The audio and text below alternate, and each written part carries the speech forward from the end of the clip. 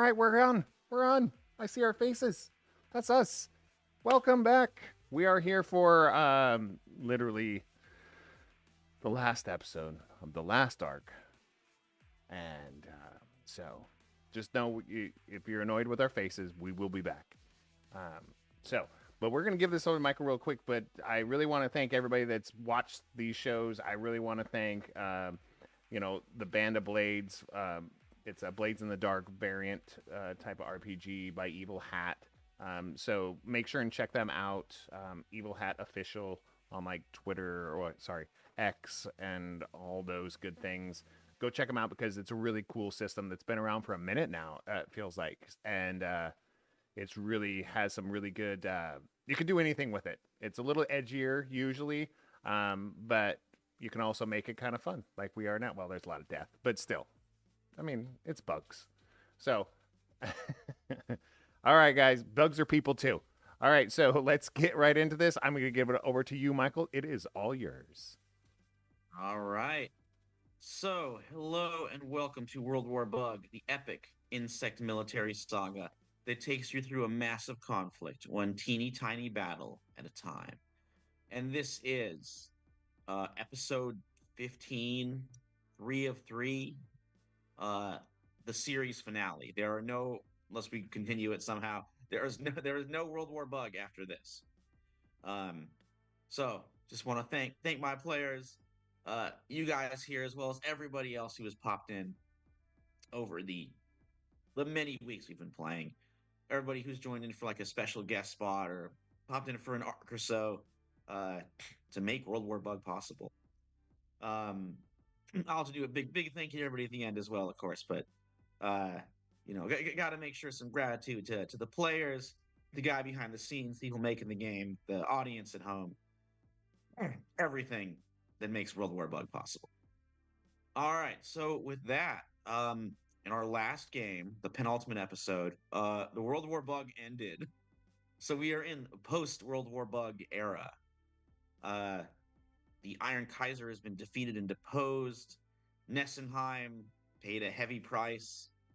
They're, I mean, still an independent country, but like their fortunes have definitely fallen. And hey, even though the war is over, history goes on. There's still lots of conflicts around the world, still lots of problems. Um, the cataclysm that the war has wreaked is still being felt all across the Bloom household in the backyard. I will do kind of a quick sort of recap slash um, invitation in just a moment. But first, let's go ahead and meet our players. Please tell me who you are, who you're playing, and then since they survived the greatest conflict that bugs have ever known, at least in this small suburban house in the backyard area and a little bit outside the fence. They survived the greatest conflict that area has ever known. So, what are they doing now? What are they doing with their lives? And maybe where are they when this letter from Buzz Peachtree finds them? So, let's start with uh, someone who is a mainstay here in Time to Tabletop. In fact, he might even be running the next amazing series that we're doing, which I'm super excited for. It is Patrick.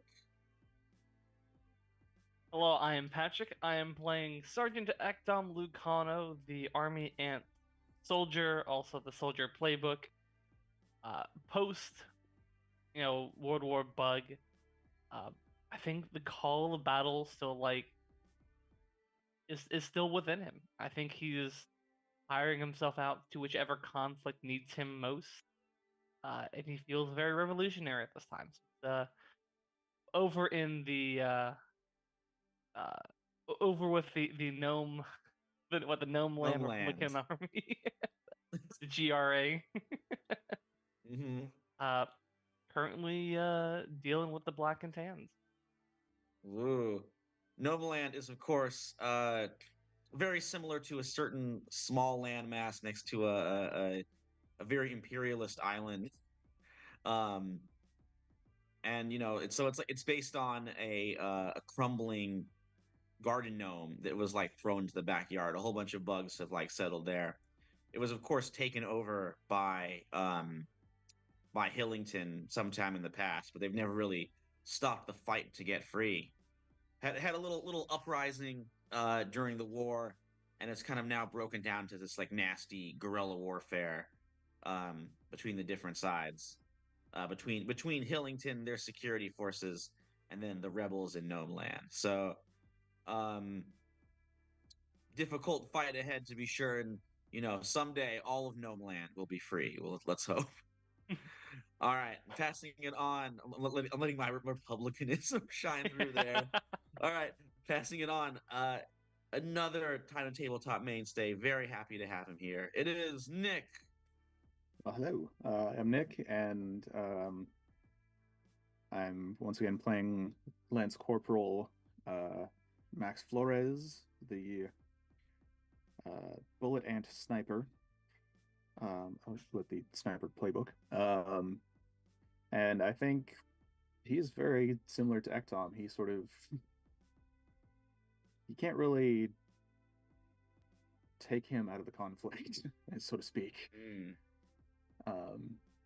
He trained to be a killer, so he's now hiring himself out as it to whoever will take him. All right, so you're kind of still so Lucano and Flores, like they're still fighting, just now as mercenaries. Mm-hmm. Right. Very cool, very dark. And rounding us out, extremely happy to have him here. Another Tiny Tabletop veteran. It is Dallas. Hello, everybody. I'm very happy to be here. Dallas, and I am playing Corporal Stilly Dreamtree. She's a ladybug medic, and she is survived this so far. Hopefully, one more, and it will be a sweet life in retirement. She's been trying to work towards it. She's seen enough conflict. Stilly is only rank of corporal, but she's been around for quite some time in the war scene. So much time, in fact, that she nearly rivals the age of Flip Breezehop. And she makes sure that in her thought of being home for good, she seeks him out finally and sees if there's any kind of possible rekindling. Not that it was a bad loss, it was just more of those like had to part ways. Ah. In doing so, she definitely offers time at the local hospital, for what's needed. She works with the kids to help make some interesting little war medals that she tries to give out to the higher ranks to see if they like them more than the ones they currently have, because she found them to be quite flashy and gaudy. But medals are medals. She keeps 2 bunks prepared in the hopes that someday, Sergeant Lucano and Corporal Flores would finally come to a home of some kind, at least temporarily, and consider not sleeping out in the wild so much on the hunt all the time. But that's just what someone who's trying to seek a more calmer life would hope for them. Oh, I love it. So Dreamtree, yeah, I just love Dreamtree, and I love to see Flip Breezehop coming back in there. And so I love the idea of like doing homemade medals and being like, the ones you got, we don't like them so much. What do you think of these? Love that. All right, so all you guys are engaged in your mercenary work, your rebel work, or your medical work when you receive this letter. My dear friends, I hope this missive finds you well. It is your old war correspondent comrade, Buzz Peachtree. Yes, the very same bee who joined you on your great journeys across the backyard into the Bloom House during the cruel days of the Great Bug War. How long has it been?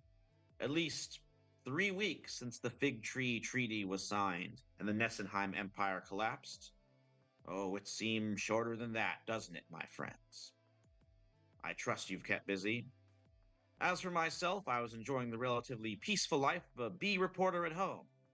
well, relatively peaceful. The terrible cordyceps epidemic, honey shortages, workerite strikes. Still, all of those are sweet pollen and nectar compared to what we went through. I never stopped searching for Sir Basil Rosemary Time, the cruel arms dealer and slaver ant who profited so much from the misery of the war. Even though he was defeated and his prisoners freed, Sir Basil slipped through the grasps of the proper authorities. Over the days, I hunted for rumors of his activities. A case of splinter guns sold to Hillington gangsters. Twig emplacements and explosives fueling the Gnome Land Civil War. Canisters of bug spray delivered to brutal kitchen warlords. Wherever Sir Basil goes, war follows. Now, I believe I know where he is. None other than Balbin, the sprawling capital defeated Nessenheim. The backyard is at peace, but with Sir Basil there selling his weapons, I fear that might not be so for long. Come and meet me in the Bright Flame Cabaret, and I'll tell you what I know. Join me in Balbin, my friends. Weeks ago, you waged war. Now, you will fight for peace. Yours truly, Buzz Peachtree. All right, so with that, we'll cut ahead to where you guys are meeting him. The Bright Flame Cabaret in the city of Balbin. Balbin is this like old kind of plastic sort of rectangular shaped bin kind of off to the side, sort of next to the patio where Nessenheim is. And that's where the Bloom kids like put their, sort of bouncy balls, basketballs, dodgeball, something, play with outside. And, inside it's old. It's like never been cleaned. So the interior is completely colonized and controlled by bugs.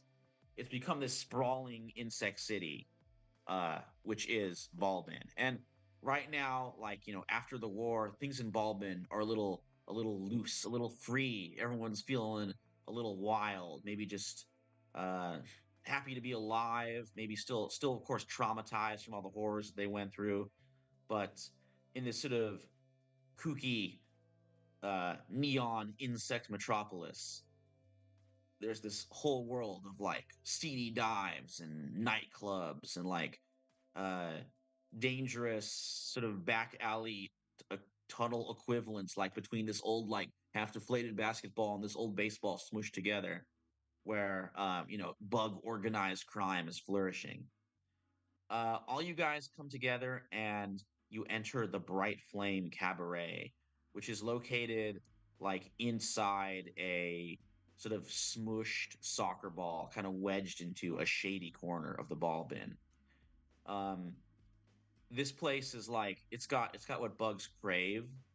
It's very dark and shadowy, except for there's like some electric like old Christmas lights that they've like rigged up that like flicker and glow. And a lot of bugs just like, ooh, they just want to go over and touch and feel around and hang around, enjoy it. There's lots of bug like, waiters and waitresses passing out sort of bubbles, spears of like Coca-Cola, Kool-Aid, Capri Sun, all the high sugary drinks that bugs crave. Right now on the stage, there's like, kind of an open stage area, lots of little shadowy tables and booths where clandestine business can be constructed. Like a moth torch singer is there, just in front of one of those flickering little light bulbs, given like this sultry, intense torch song that everyone is like listening to and intent on enjoying. As you guys enter, you scan the place, and pretty soon you spot Buzz Peachtree, who's hanging out on like a little tiny table, kind of in a shadowy place at this shadowy club. So, what do you guys do? Do I see both Flores and Greentree here? Yeah, you all arrive at the same time. Well. Well, We'll find ourselves back together. Thank God, I was hoping I wasn't the only one that got that letter. Yeah. You'll see Flores with carrying a very long suitcase, and you're pretty sure you know what's inside of it. I see you Oh still man, packing yeah, a I lot of should say, like, snacks. are you bringing weapons into this? Are you bringing weapons into this nightclub? I guess Flores is. I mean, he always carries his long rifle around with him, and he probably does have a pistol sort of like strapped like underneath his jacket. Whoa. Okay. Um, I think I don't think he's. I think he's carrying, um, probably just a light load at this point. I think he just has some armor kind of tucked underneath his clothing, and then some explosive devices in his bag. Oh, I am a weapon. Oh, we've seen it. Terrifying. Yep. You don't need a gun to strike Nope. down an enemy. Nope. Light load, medic kit, and my bandolier of tonics. Lots of potions and tonics. I love it. So yeah, you guys scan the place. You see Buzz Peachtree wearing like sort of a very a fashionable modern like trench coat made out of some like cardboard um little hat, and he like beckons you over one of his legs there. Ah, fellas, come have a sit, enjoy me, and enjoy a drink if you will. I've ordered Mountain Dew, Code Red. Oh, Yes, fancy stuff. only the top shelf stuff for my friends. Baja Blast is Um, always so hard to come by. Also, Oh yeah. what's that? Baja Blast is also always so hard to come by. Baja Blast. Yes. Oh my word! I haven't had a good vintage Baja Blast for many a day. Well, please join. Have a seat. You guys head over and join him. As you are doing so, you see that like the moth has finished their song, and then the MC comes over to introduce the next act, and it is actually your old friend, Good Soldier Shrank, this very round potato beetle who has now found a new career and life for himself, as the MC in this cabaret. Proud of him. But yeah, Good he for doesn't quite good for Shrink. recognize you, but you could. Yes, but he just like waddles up this completely round potato bug, and he's like, "Yeah, yes, ladies and gentlemen, put your mandibles together there. A wonderful act. Now, please drink, eat, be merry. Thank you, thank you." And he kind of putters away. Um, Buzz Peachtree says, "Ah, yes, Good Soldier Shrank. However, he is not the only one of your old acquaintances who might be here tonight. You see who else is in attendance?" And he points ahead towards a table kind of closer to the stage where you see Dragonfly. And you recognize this as Lieutenant Dario Dragolio, who is that utterly insane Dragonfly war poet. Yeah, I was Hell about to yeah. say.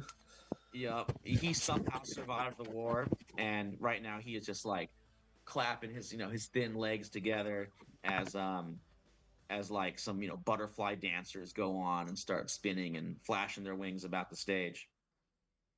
Um, Buzz says, "Well, it certainly seems that he's enjoying the piece. How about you?" What piece? Oh, you're still engaged in martial pursuits? Yes. To be honest, I find quiet deafening, and not in a fun way. Well, I've come to learn that there's enemies everywhere, so AKA his paranoia is still around. Oh, yeah, some of that stuff doesn't go away. Yep. What about you, Dream Tree? I've been trying to get back to my old roots as much as possible, but still can't give up some things. I still am hands deep in the blood sometimes with people still in the conflict, but not on the lines anymore. Hmm. Well, in that case, Miss Dreamstreet, I regret sending you that letter and pulling you back, as I fear there may be some bloody work ahead of us. If And not me, someone else. that is good to know. Well, Sergeant, Corporal. Oh, Dream Chief, forgive me. I should address you as Corporal as well. I'm here, and I asked you to come here because I think I know. I think that Sir Basil Rosemary Time is in the city, and I think he's planning something. As a reporter, I've cultivated a lot of sources, and they're all telling me that. However, I'm having trouble pointing out exactly what he's intending to do. I simply know that for someone as villainous as that slaver ant, it can't be good. And something tells me that the three of you have some unfinished business with Sir Basil. Is that fair to say? Certainly. Oh, I've been done with him, but he's not done, so it's kind of a stalemate until one of us is. Well said. So I'm not entirely sure. Finding him is the big difficulty. He's an ant who covers his tracks. However, he's still in business. And I believe that the good Lieutenant Dragolio, he points that the dragonfly, is one of his customers. I think you last parted with him on less than ideal terms. Or if you would convince him to tell you what you know, or tell him what he knows about Sir Basil's whereabouts and Sir Basil's plans, that might go a very long way to stopping him. Okay.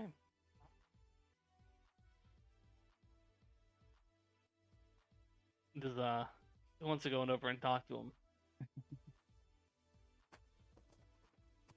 Well, do you want me to slap sense into him, or? Probably shouldn't do the physical violence just yet. At least not in a public space. Sometimes that's how you deal with whippersnappers like him. But okay. Okay. Should we get him? Should we get him out of here? Or If we can, yeah. We gotta at least talk to him first to get him out of here.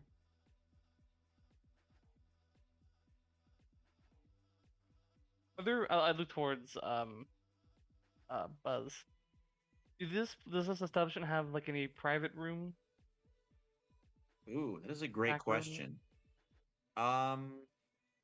Yeah, you look around, you see there's like kind of a private lounge area, sort of off to the side. Maybe it's made of like sort of like a plastic bag, kind of like suspended from the ceiling. But it's like not really a translucent plastic bag, so hard to see Yeah. you can't really see what's going on in there. But yeah, kind of like a luxury seat sort of thing. Can I head over there and check it out?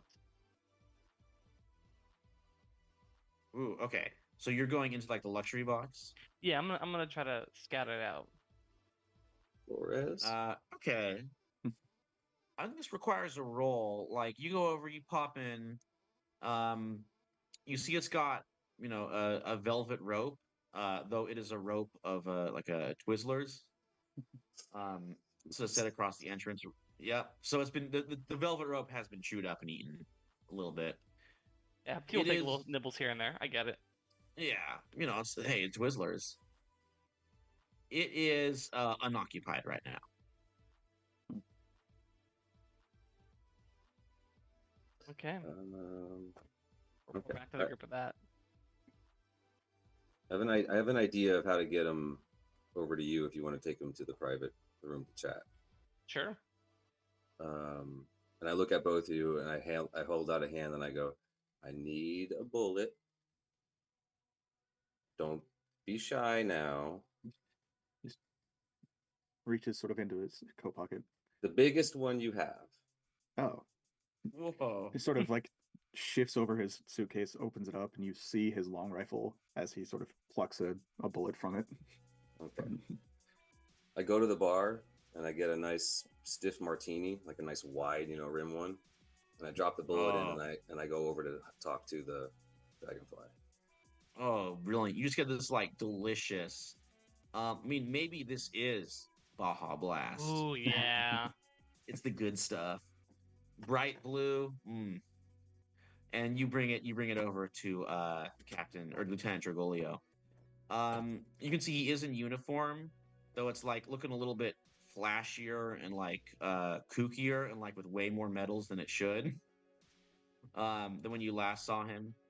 And he has a few other sort of like crickets, grasshoppers, other kitchen creatures who are also like dressed up in this kind of flashy uniform, hangers on. He is just like applauding these butterflies, going crazy, like, "Oh, bravo, bravissimo, brilliant!" And he sees you coming. "Oh, Ladybug, I think I remember you." Good. I hope to leave an impression sometimes. You were those Hillington troops who fought so bravely beside us upon the glorious rooftop war. Am I right? If you would call it that, I am flattered. Thank you.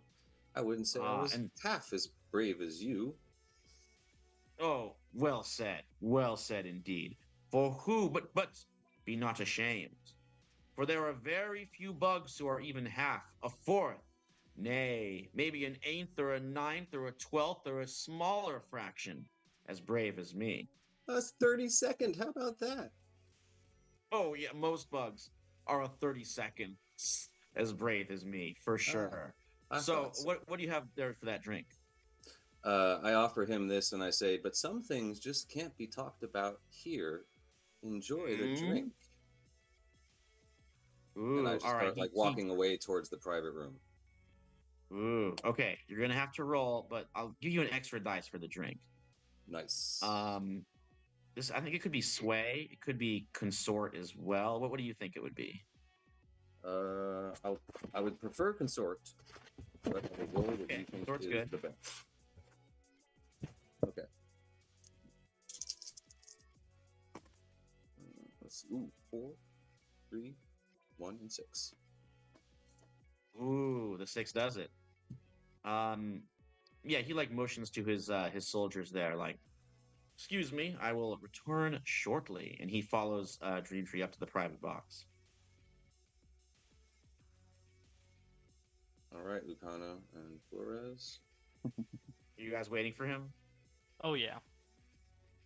Okay. He comes in and sees you, and he's like, "Ah, Sergeant Lucano, Corporal Flores, you're also I- here to enjoy the Baja Blast?" I kind of want to jump him immediately. Oh, you just tackle him?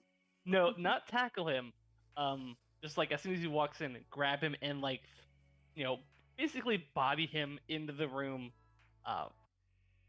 and kind of begin just like grab him, throw him in. Like, okay, we know that Rosemary Time is here. We'd like some answers.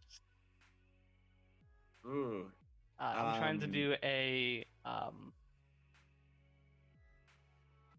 to discipline him. Discipline. All right. Please roll. Still controlled, of course. Yeah, I'm not trying to threaten him. I'm just trying. I'm not trying to like persuade him. I'm trying to threaten him. Right. Arena 4. Ooh. Okay. Let's see. I'm gonna say it's gonna have a reduced effect. So like, you slam him against the wall there, but you kind of misjudged him. Like, this guy loves combat. I know. This is just getting him excited. So he's like, Kano. I've often wondered which of the two of us would prevail. Spoiler alert, it would be me. There's only one way to find out, is there? There is. Do you wish to throw down with me right now? I'll tell you I'll tell you what. If you can best me in a single bug-on-bug battle, I'll tell you what I know about Sir Basil. Fists only. I wouldn't have it any other way. I'm gonna square up with him. All right, these two bugs are smashing into each other. Okay, go ahead and do an attack here. Skirmish. The skirmish. Yeah, this is it could be risky here. I think. I'm gonna burn a grit point for an extra dime. No sixes, but I did get a 5. 5. Okay. All right. Let's see. I think you're gonna take 1 level of harm. Okay. Just like one box, one area of it. Like you beat him, but like he's a pretty tough soldier. He manages to get his mandibles and kind of like sink him into your thorax, the upper thorax, shoulder equivalent, and kind of gouge it a bit. But as he's doing that, like how do you beat him? He's a dragonfly, right? So I'm an ant, so my job is I'm just going to pin his wings down and just kind of like wrestle him into submission. Oh, nice. Yeah, you just like slam him against the floor of this plastic bag. His wings are sort of going crazy, but he just cannot break your grip. So after a while, he kind of like slaps his tail up and down to tap out. I let him go He's immediately. Like, oh, you bested me. At least I got a little taste of you there, eh? Indeed. Ugh. That was an enjoyable sparring session. So, Sir Basil Rosemary time. Yes, I know that regrettable, slimy slaver ant. I met with him here in Balbin. In fact, that's why I and my soldiers are here. You see, for us, the war is not over. The cities of Zeppeli and what's the other city he really wants? The city of Zeppeli and Cannoli remain under the control of, well, it's not the Beetle Weevil Empire anymore. That collapsed, but some other little kingdom or country in charge of them. I don't really pay attention to these things. Anyway, we must still claim it in the name of the Kingdom of Kitchen. Wait, no, that's not my one. No. Eatery. What am I? Look, such things, as I said, I don't pay attention to these sorts of details. So I was buying weapons from Sir Basil for a glorious assault and conquest of Zeppeli and Cannoli, which I still hope to do. A So, frontal yes, he is charge, in if you town. would. What's that? A frontal charge, if you would. Oh, there is no other type of charge. Yes, I guarantee my takeover of these places is going to be long lasting and memorable to history, and not just as like a weird curio that's like in some Wikipedia articles. What is Wikipedia? Oh, yeah, what indeed. So anyway, now my soldiers weren't the only ones that Sir Basil was doing business with. There's another group of Nessenheim ants, veterans. They were instrumental in crushing workerite revolutions pretty recently, especially around the end of the war. And right now, they're sort of a extreme reactionary militia that's pursuing their own violent political ends, with a lot of weapons purchased from Sir Basil. They originally were based in a bunch of fallen fast food wrappers and papers and napkins and that sort of thing. And they've taken the name of the food item that was most prevalent amongst the garbage from where they were born. They call themselves the Fry Corps. Okay. Yes, they're tough soldiers and they have some very high-powered weapons. But what Sir Basil and the Fry Corps are doing, I'm not entirely sure. Well, probably nothing good. Perhaps, but then again, it might lead to more war, which I love.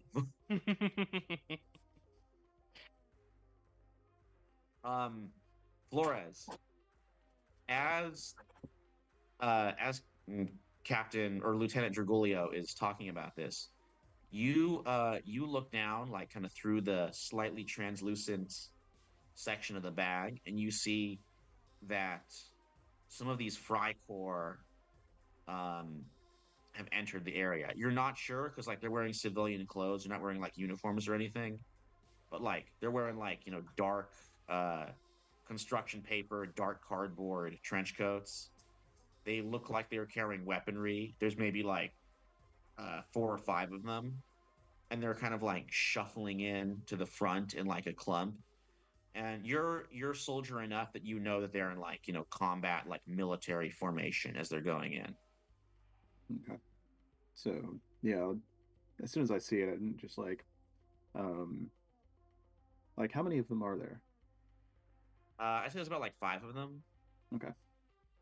So I'll just say, Sergeant, we got 5 tangos, and it seemed like they're packing. Okay. Do they know if were you supposed to meet them, Dragulio?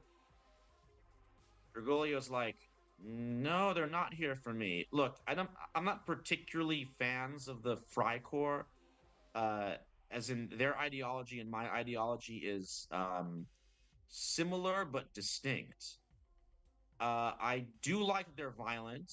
I love that about them, but they don't really have any beef with me. So I would say they're here for you or your little beat reporter friend. And you, in fact, do see if they've spotted Buzz Petrie at his table, and they're sort of like closing in there.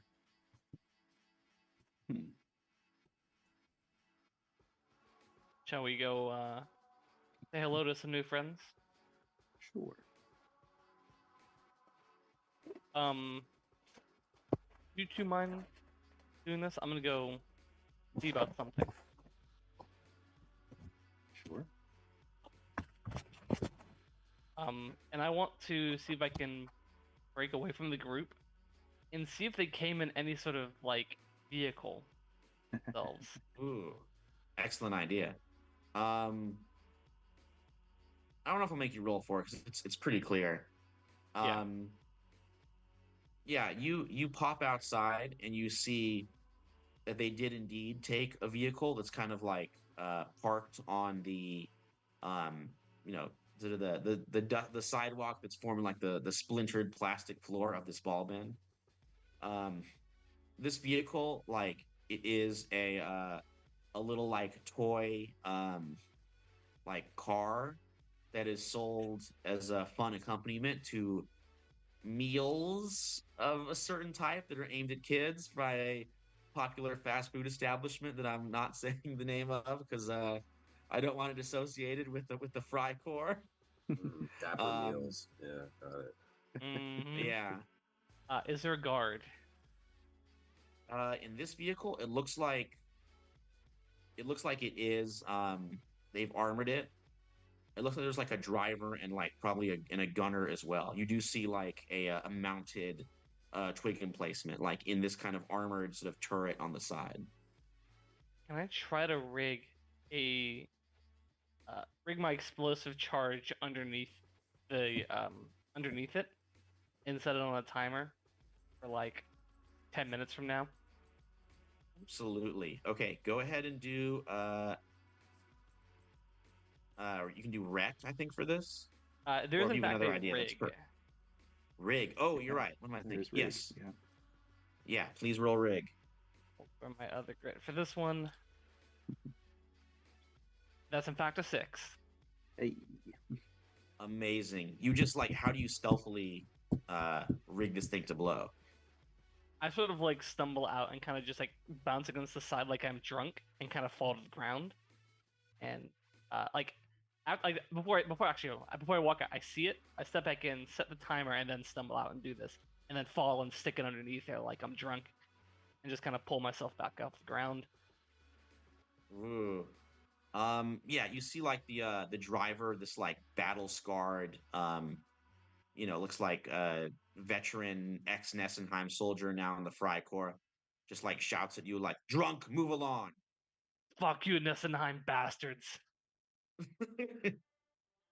And you kind of reel your way up the street. All right. Meanwhile, inside, Dreamtree and Flores, you see Good Soldier Shrank walks like right over to the Frycore ants who have come inside. And he's like, "Oh, hello, gentlemen. Welcome to the Flame Club. How are you this wonderful evening?" And you can see they're trying to like give him hints like, "Get out of the way," because he's like right between them and Buzz. You don't know if if he knows who they are and is trying to save Buzz, or if like he's just being a fool. But he is like getting in their face, trying to welcome them. He's like making the perfect distraction. And you can see Buzz noticing them and looking kind of worried and starting to like move away, head towards the back entrance. But you can tell it's only a moment of time until these guys start like wailing on Shrank. So, Dreamtree, what are you going to do here? Let's see, Flores, you want to get Peachtree out of here? Yeah, I got Peachtree. Okay. I will come on up to our good soldier, or maybe ex-soldier Shrank, and then just sort of like pull my best, laughing like, "Oh, darling, there you are. Who have you found here? Please introduce me to each and every one of them by first, middle, and last name. You know how I am." Frank's like, "Oh," he gets it. He's like, "Oh yes, you do love being introduced with all three of your names." So I can explain how I got each one. There's such a story behind them. Oh, it is such a story. So he starts telling them, the Frycore getting more and more pissed off. They're about to blow like any moment. Flores, what are you doing? Yeah, I basically just sort of just very quickly and quietly sort of get over to Peachtree and just like, that's our cue to leave, and just try and slip him out the back, I think.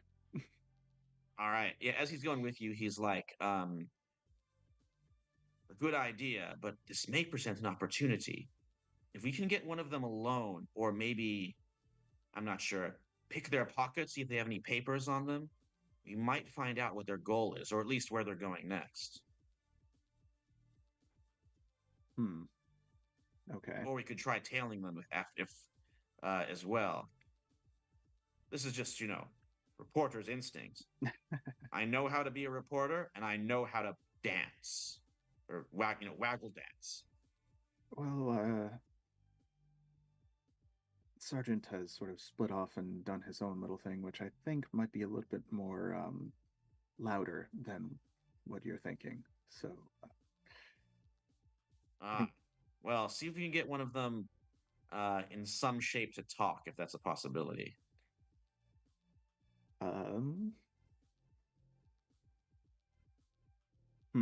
Okay.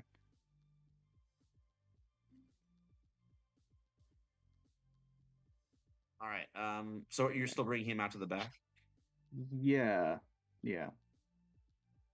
Okay. You get him out to this like alley that kind of runs behind the Burning Flame Club. All right, Lucano.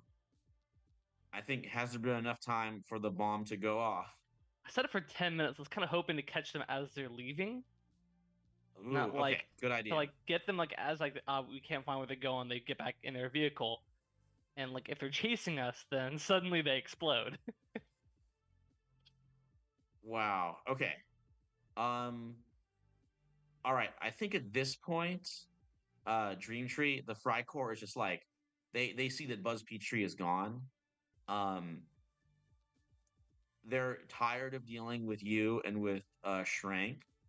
Their leader like pulls out a nasty trench club, just like this curled up bit of tinfoil with all these like spikes. It's used for trench fighting, but now just used for like street fighting. And he is going to try and just like smash you aside and then get out of there. Oof. Okay.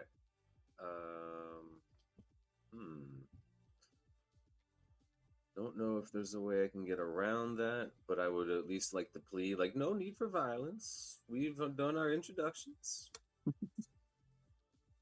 Ooh, okay. Yeah, go ahead and roll. This could be sway, maybe consort. All right. Again, I would love I'd to say take, it's desperate for what that's worth. I would love to take consort over sway just because of my Right. taste, but you tell me. I think consort's good. Okay. So if we're going desperate, let's see here. Let's mark some stress on it so that hopefully I can even buy more time. So 4415. So 5. 5. Okay. All right, you're gonna take 1 level of harm. Okay. He does like you plead, but he's not gonna do more than that. He just like very casually, just some casual violence, just like a quick smack, get you out of the way, ignores any cry for mercy. Casual violence. One of his friends like just does the same for Shrank, just like smashes him down to the table. And they walk away and head outside. You would hear him arguing in the Nessenheim language, where they're like, which everyone's been speaking here. I figure you guys have picked up enough over the war to make yourself understood, more or less. So Lucano, you're outside, and Dreamtree, you're inside. You hear him talking. They're like, the United Hives B is not here. We should proceed to the next target. And yeah, they start heading into the armored car. Okay. Oh, we don't know what the next target is, though, do we? Nope. Is there? I kind of want to like once Peachtree was sort of like out the door and sort of in a semi-safe way, I wanted to maneuver around towards the front because they're probably heading towards the front, and Yeah. find a way to like maybe just grab the last one out and sort of pull him into an alley. Ooh, okay. A good idea. All right. There's gonna be a roll. What do you think it would be? Um, Maybe skirmish, like snag this guy. yeah, that probably would be it. I'll assist you to Okay. give you an extra d6 on your roll. Sure. So, 4. Whoop.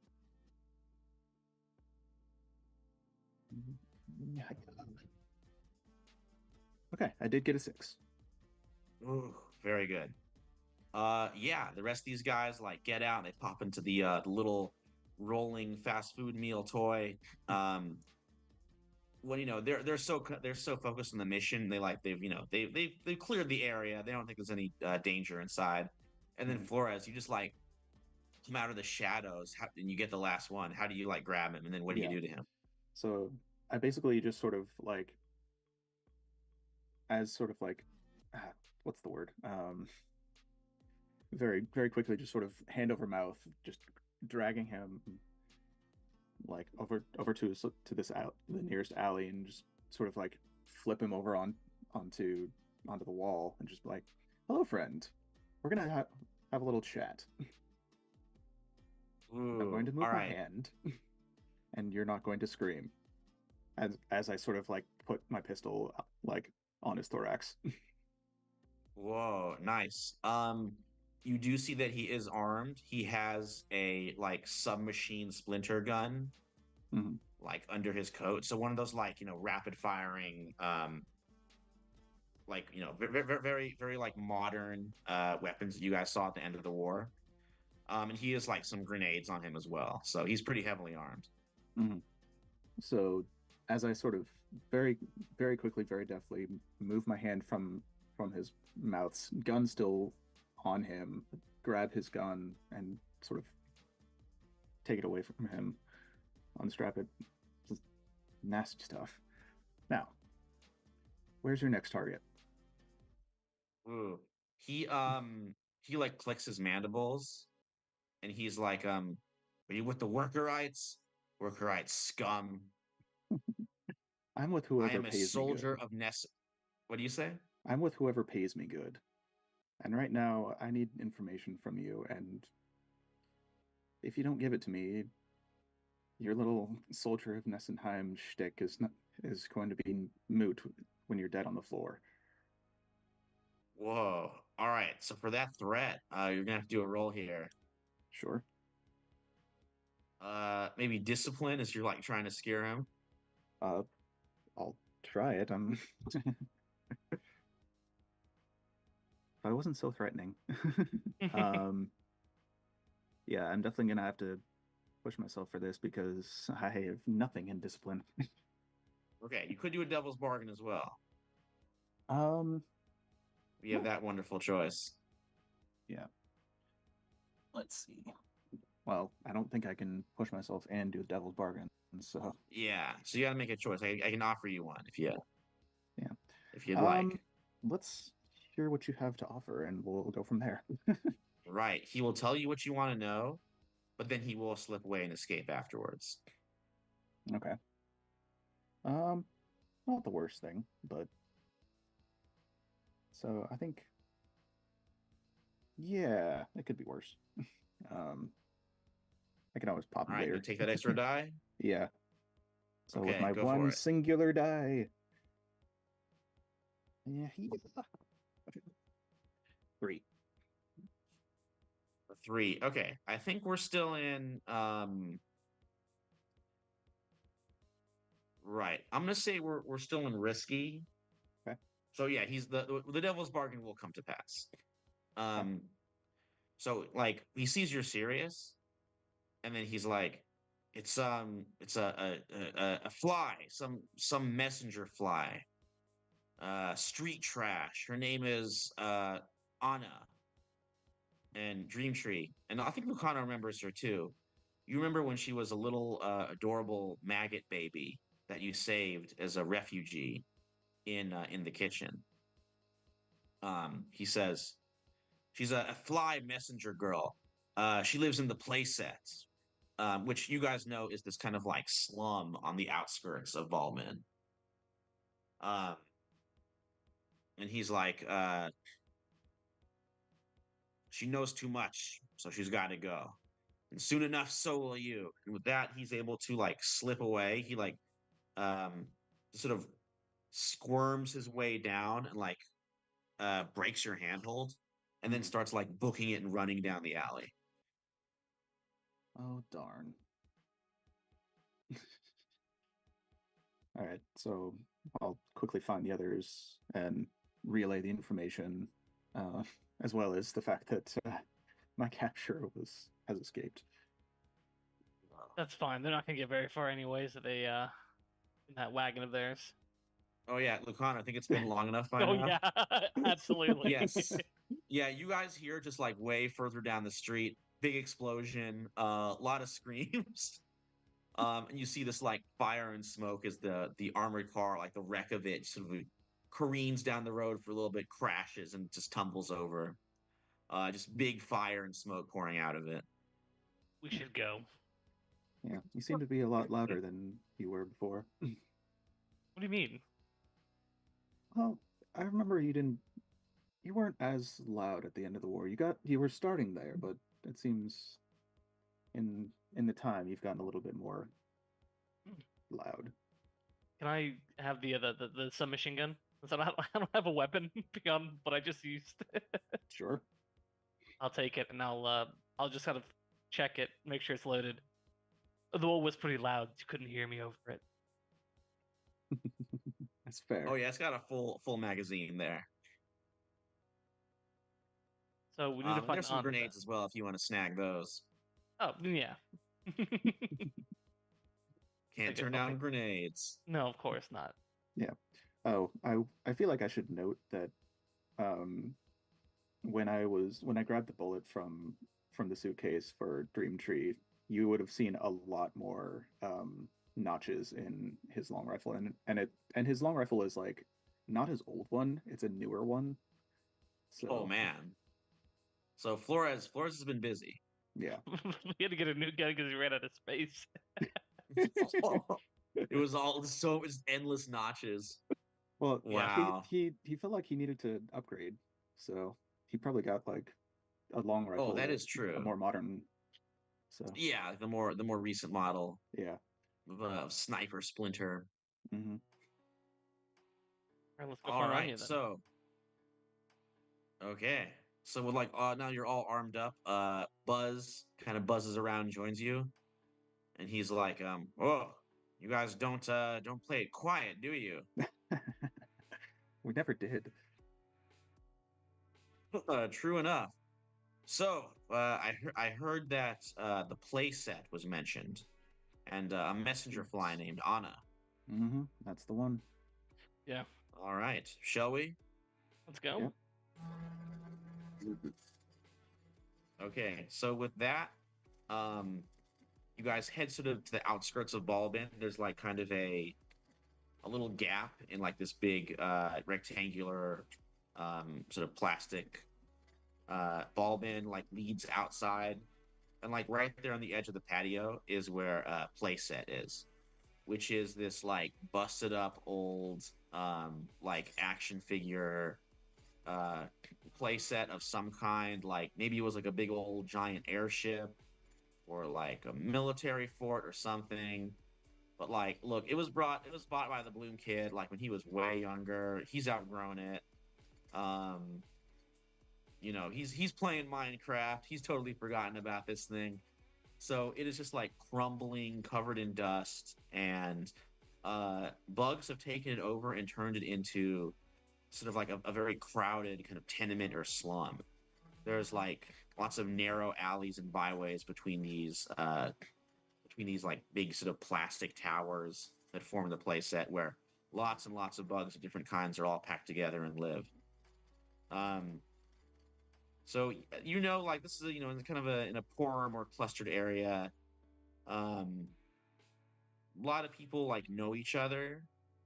I mean, even though it is a big population, it's not like that big. They're all in a pretty compact area, so shouldn't be too hard to find Anna. So some kind of role will have to be done here to locate her, but it's not a particularly difficult role, I would say. Yeah. I feel like it sounds like a scout to me, which that is one of my elites. Scout works. So yeah. Go for it. Yeah.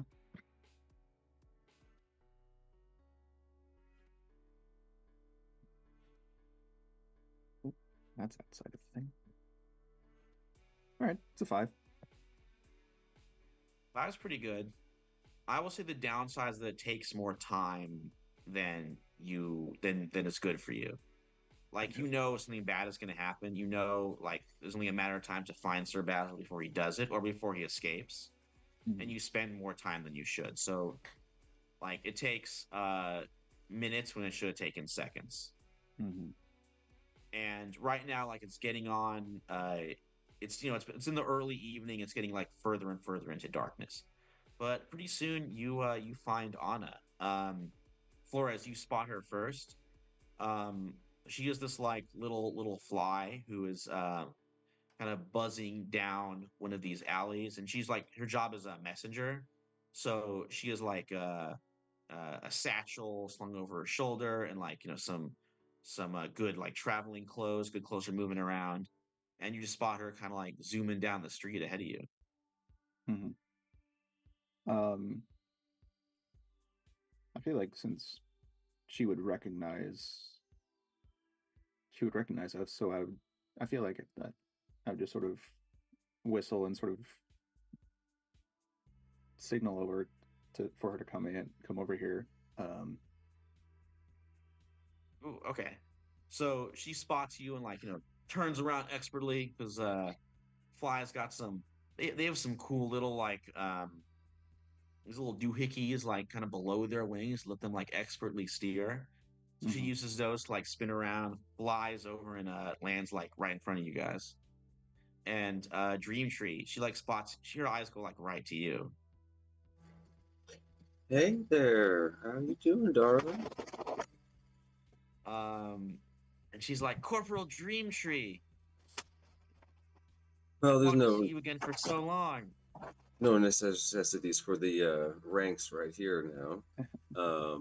She's still wearing the earring that I gave her previously, Oh yeah, she still got it. and see, then I knew you would be all right always. As I sort of like tap around there, you know. Oh, she like flies into your arms, and she is a fly, so she flies into your Oh, arms. then I openly give her a hug and again just tell her that it's special to see her. Um, But we are not here, unfortunately, on the friendliest of visits. oh, what do you need? Well, for one, It's it not, seems people are after you. yes. We're not sure why, but Well, according to the according to the person I talked to, you know too much. He's like, oh, yes. Uh, Here, come this way. We should get out of the street. I thought I had more time. And she beckons you into one of like the side alleys. Hmm. So she opens her case. She takes out like a little, very, very small rolled up piece of like chewing gum wrapper with writing on it. And she says, I was asked to deliver this message. It was written in code, but then I brought it to a friend of mine who's a very intelligent earthworm who helped decode it. I know it's not, look, a messenger shouldn't read the messages they're delivering, but something about this and about the people who ordered me to do it. Well, I got curious. I guess they found out about it.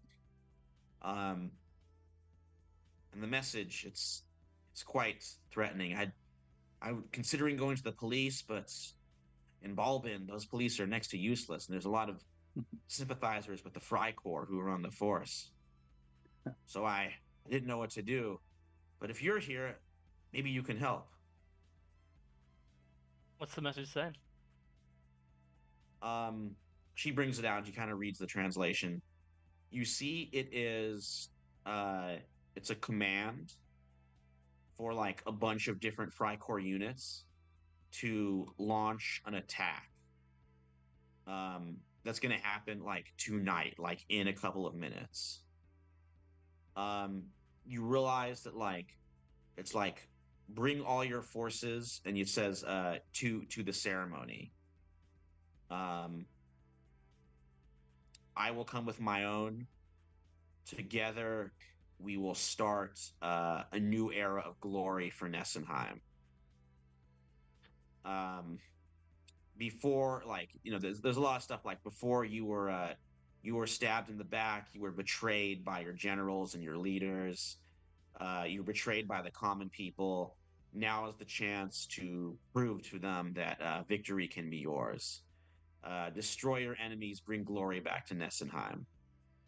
And then you see that very heavily coded, but this earthworm did a good job. You see that it is by Sir Basil Rosemary time. Do you know? Do you have any indication of where the ceremony is going to be? Buzz Petrie realized it. He's like, "Oh dear, Bloom, it's got to be the memorial ceremony." And he checks the little tiny watch. He's like drawn on his own hand. 10 minutes. Yes, there's a wreath laying on this new memorial for the Great Bug War, which is it's actually not that far from here. It's just outside of Baldwin. It's for soldiers of all the nations, everybody who gave their lives in that great and terrible conflict. There's going to be leadership from numerous countries, a lot of veterans from different countries, all coming together for the ceremony. Most importantly, the former General Fromage, now Ambassador Fromage, from the Republic de Leaf will be there. If he is killed or assassinated, even if it's by this fringe group like the Freikorps, it could very well restart the Bug War. Hmm. Well, we can't have that happen, can we? That's how we got into it in the first place. Yeah. Correct. So we better go there. But that soldier escaped, so I fear the Freikorps will know we're coming. Only knows what one of us looks like. He's the one who likes to stay a distance. That's true. Is there any True way that enough. we could possibly get ahead of them or circumvent in any way? Well, they won't start the attack until the ceremony begins. They want to make sure everybody's there so they can do the maximum amount of damage. That does give us some time. So hopefully we can get there before their troops arrive. Maybe able to give some warnings. But I'm not sure if we can do more than that. Okay. Do it. All right. So you guys head over there. Let me know if there's any preparations you do like before, or but you know, not too much because there's not that much time. But yeah, you guys you can always do a rewind thing if you guys did anything to prepare. Grenades. Lots of grenades. Grenades also work. I was just as we're going over, I want to keep an eye out for anything that might like a new, airship or something. Anything that might give away that Basil Rosemary time is at least nearby. Because AMC's orchestrating this attack and it's going to be close. Good point. Okay, go ahead and give me let's do a scout roll. Earn some stress.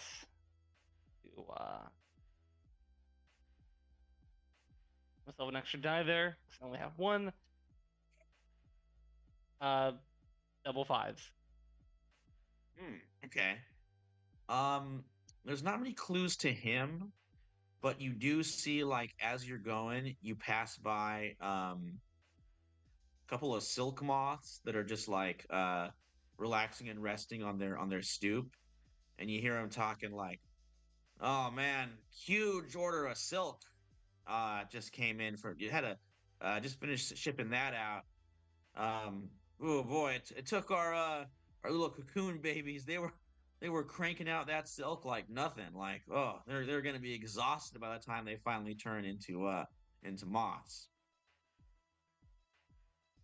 So somebody has placed a humongous order for silkworm silk. Could silkworm silk be used to craft a dirigible? It's possible, but other stuff would have to be used as well. Yeah. What else could silk be used for? Oh. Paratroopers. Paratroopers. That'd be terrifying. Let's see what else. There is that possibility. Costumes, outfits. Yeah. Yeah, clothing, something like that. I mean, to blend or in. some kind of tying sort of holding captive, something like that. True. A lot of options. All right, so with that in mind, you guys arrive at the area where at the war memorial. So it is like a big sort of half cut aluminum soda can that's wedged in the dirt. And it is sort of this memorial column. So all around it there's been indents, scratches, different names written on it, different names and places of battlefields, and there's not enough room for individual soldiers, but there's the ones that were especially from Nessenheim and from the surrounding areas are etched onto it. And down below, the bugs have created this great sort of pool of chopped up flower petals that are all red. So between the red of the Coca-Cola can and the red of all these diced up flower petals, It's like this giant sort of red growth in the middle. Um, there's like big sort of fronds of grass and bits of the lawn. It's kind of between the lawn and the patio, so it's kind of like built sort of between nations, and it stands out very boldly. It's like a mark of this is where all of this red was like shed and spread, and all these lives were lost. Um, and right now, like as you get in, you see lots of different bugs in different countries all coming together.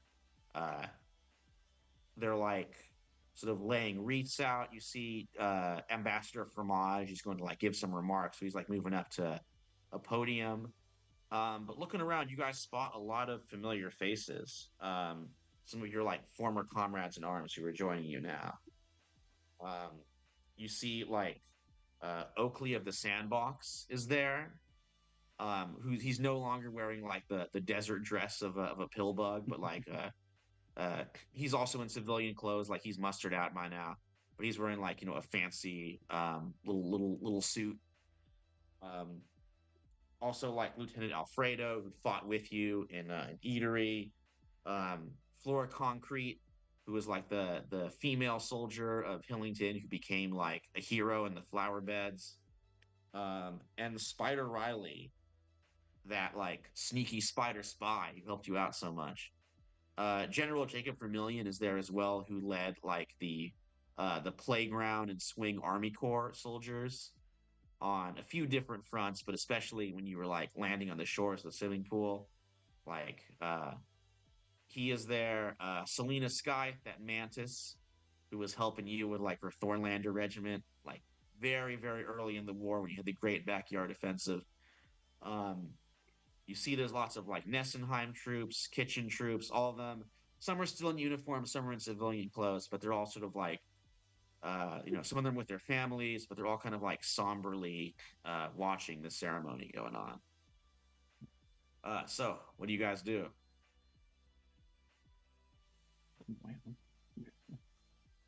Um, I think I would probably sort of looking around for like a building that I could sort of get into to get a higher vantage point to find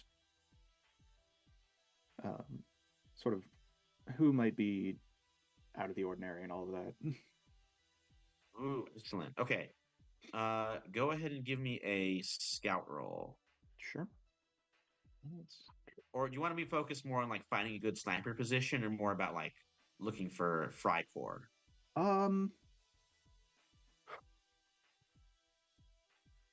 Position can wait, I think. So Okay.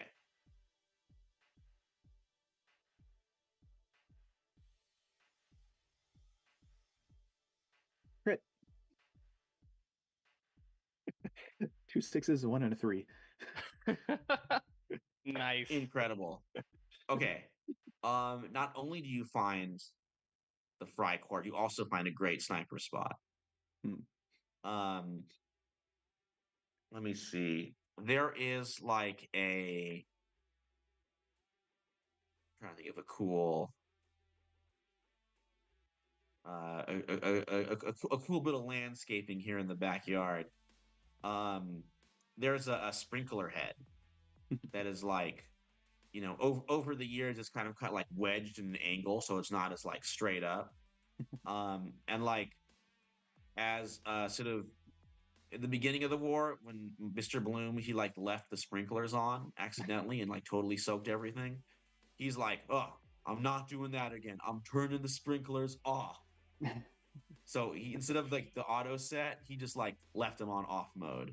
So probably not going to come on and start shooting water in the air. Though I mean, maybe if like someone rolls a bunch of ones, that could happen. But this place looks perfect. It's like a perfect Overwatch position of the whole memorial.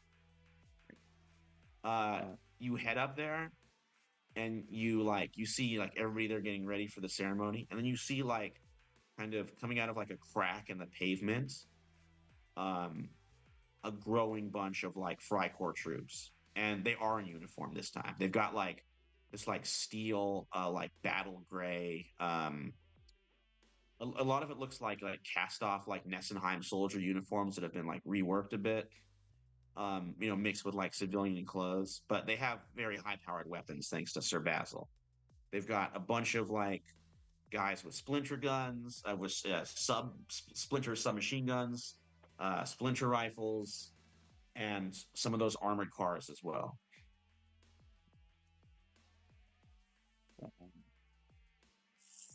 I'm sure we've like found either through signals or if we have like radios, I would sort of let the sergeant and Dream Tree know where they're coming from. Oh yeah, I think by now you've got like maybe you release some like pheromones. Tell them by smell. Yeah. All right. Dream Tree. We'll check with you and then Lucano. You guys can of course act as you want to as well. Dream Tree. What are you doing in the situation? I think I would. Let's see. I would be checking for how many like exits or entrances there are, like bottleneck things, because I'm looking at like explosive possibilities because we're probably going to be like hammered. Let's see.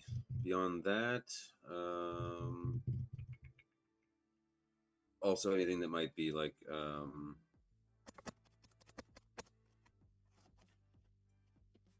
no, I can't say it. I'm just trying to prepare. I don't know how else to say this, but she doesn't really do much besides like react more than anything. So Right. Okay. Okay. I mean, are you like you could like approach some of these like soldiers here and to tell them what's going on? oh, if no one If you else is in want the to. know, like if everyone else is just oblivious. Yeah, like right now they are totally, they just think they're there for a ceremony. Nobody knows about this is like a sneak attack. Got it. Then I would find the most calm person I know. Definitely not like Trigorio or anybody like that. Like opposite. And that's why I would try to like be like, who do you trust, and tell them, and kind of like go from there. So like the most gun ho person gets ready last because they're always going to be ready. Oh, good point. Let me see. Who is the calmest? I mean, I would say, Spider Riley, like because he's a spy, so he's kind of like, the most used to plotting and thinking. So he'd be Oh, probably the one to tell. perfect. Yeah. All right, so you hurry over to him through you make your way through the crowd. You see this sort of jumping spider, sort of like seated there, looking up at the memorial, and you like pop right over to him. And you were there in the kitchen, so you remember him. Yes, I did meet Spider Riley. Yeah, he's like, oh, Corporal Dreamtree. He's just totally forgotten his kitchen accent. Um, Pleasure to see you here. Pleasure as always. And it seems to be the theme today. But as much as it is nice to see you, I need you to get in touch with people here who have the quickest wits of defense, but calm, and tell them that we are about to be attacked and surrounded. Oh dear. Who is the guilty party?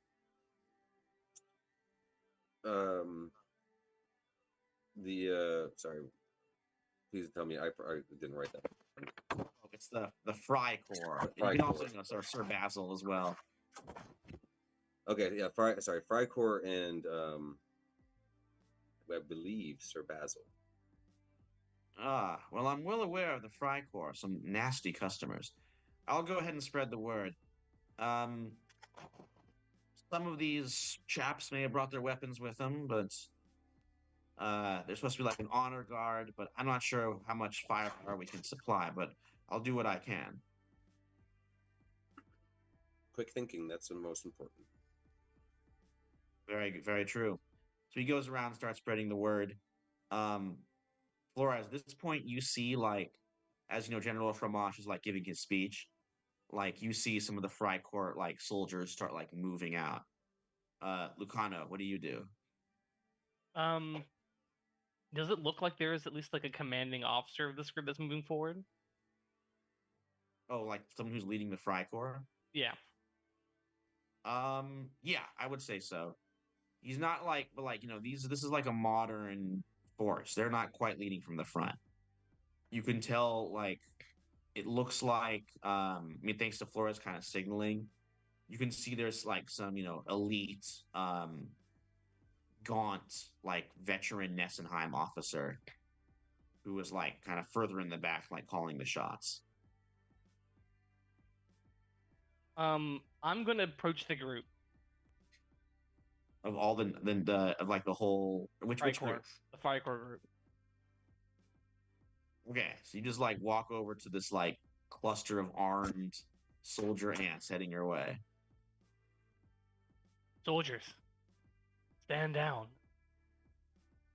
This doesn't end how you think this is gonna end. This doesn't end with you gloriously taking back your country. This doesn't end with you rising up and taking control. This ends a whole lot of more people dying and more war. Your friends, your family, your children, all of them. This is really what you want your legacy to be? How your family remembers you? This day only ends in one day if you keep on this path. All of us dead. I don't want that. Whoa. Do you really want that? Oh man.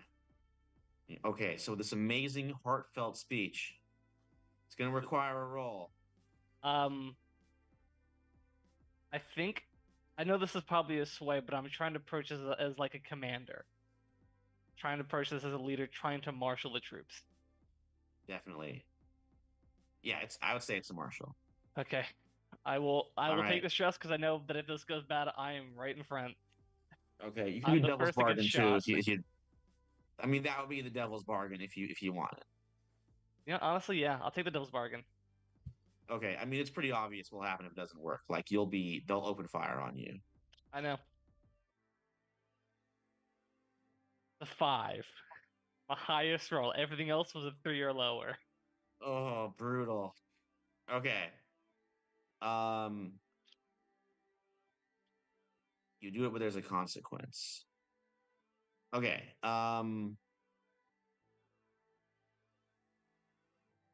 You do this heartfelt speech to the Frycorps. You can tell it gets to them. Like, these guys like war like you, war is like all they know. So it sort of makes sense that like, very similar to you, the war's over, but they're like not done fighting. And that's sort of why they fall into this like reactionary uh fighting based like violent social movement. And because you're able to like level with them, soldier to soldier, it gets through. So a lot of the Frycorps, like they look around and realize, like, yeah, you're like, we survived the war. Like, what's the point? Why die now?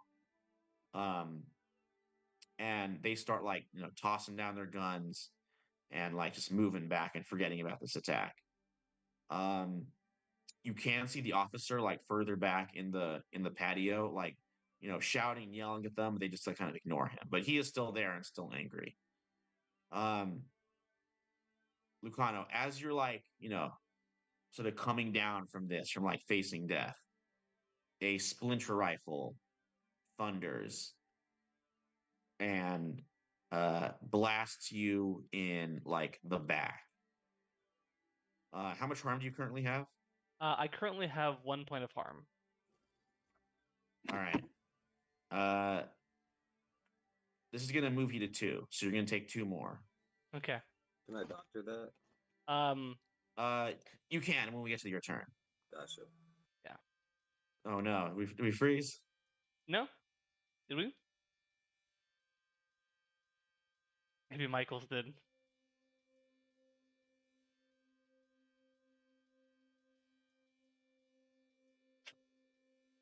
Oh no, at the finale. He was on a good roll.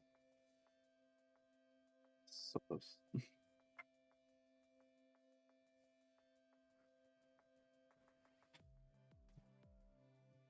Wow. I know. I know what I'm doing. I'm glad I didn't roll worse than that because that would have hurt a lot. Yep. No, yeah. I was probably like watching that entire thing from my perch.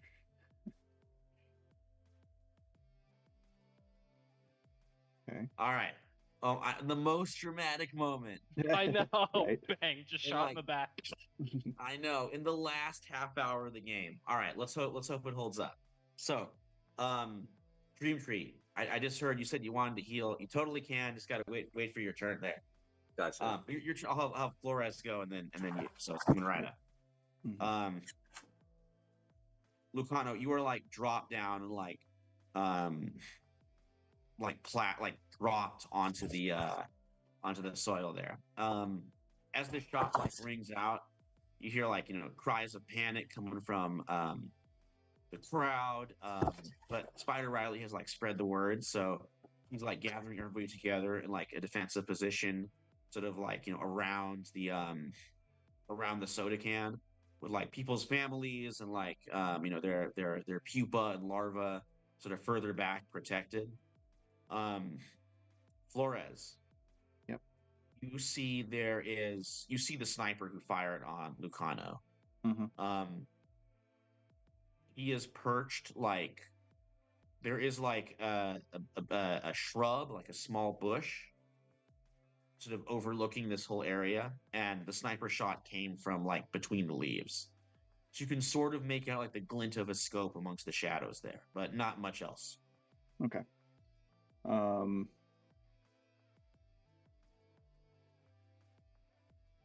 So, what do you do? Right now, that's really the only.